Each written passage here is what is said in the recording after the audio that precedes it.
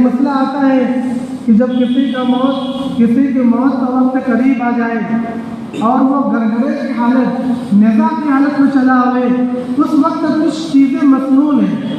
میں نے کچھ دنوں پہلے بیان کیا تھا، 3 سنتیں بیان کی تھی، شاید آپ کو یاد تھا، مجھے وہ 3 یاد ہیں۔ اس میں سے ایک کیا تھا؟ اس میں سے ایک یہ تھا، اس کو کلمہ کی تلقین کرنا،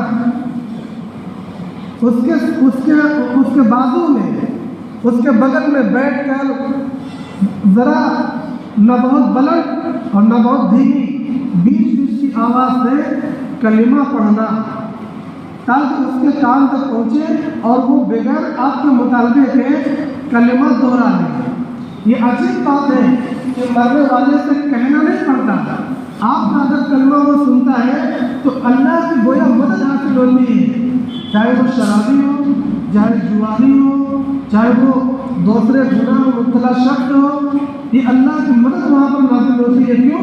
کیونکہ دیکھو فرشتوں کے آنے کا دور شروع ہو چکا ہے، رحمت کا دور بھی شروع ہو چکا ہے، اس لیے مدد کا آنا یہ ایک قیاسی اور عقلی بات بن چکی ہے۔ تو اللہ تبارک و تعالیٰ اپنے بندوں سے بڑا پیار فرماتے ہیں، توفیق نہیں دیتے ہیں۔ یہ کلمات کیوں کہلوائے جاتے ہیں؟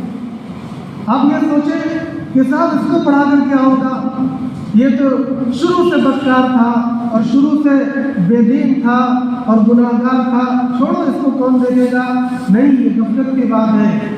اگر کبھی ایسا موقع آئے تو ہرگز غفلت نہ کیا جائے، کلمے کی تلقین کرنا ہے۔ آخری وقت میں لا الہ الا اللہ زبان سے نکلا اور مغفرت ہوئی۔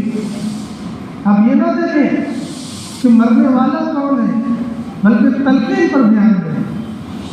تو یہ اتنا اہم ہے ایمان پر مرنا، 40 سال 70 سال اور اس سے بھی زائد برسہ برس جو لوگ اس شرک میں مبتلا تھے اور جو قتل و غارت میں لوٹ مار میں مبتلا تھے، آپ احادیث مبارکہ اٹھا کر دیکھیں گے تب دیکھیں گے آخری وقت میں اللہ کا اقرار کیا اور اس کو مغفرت کی بشارت ملی انبیاء کی زبان سے، یعنی وہ منصوص ہے، اس پر کوئی کلام ہی نہیں کیا جا سکتا۔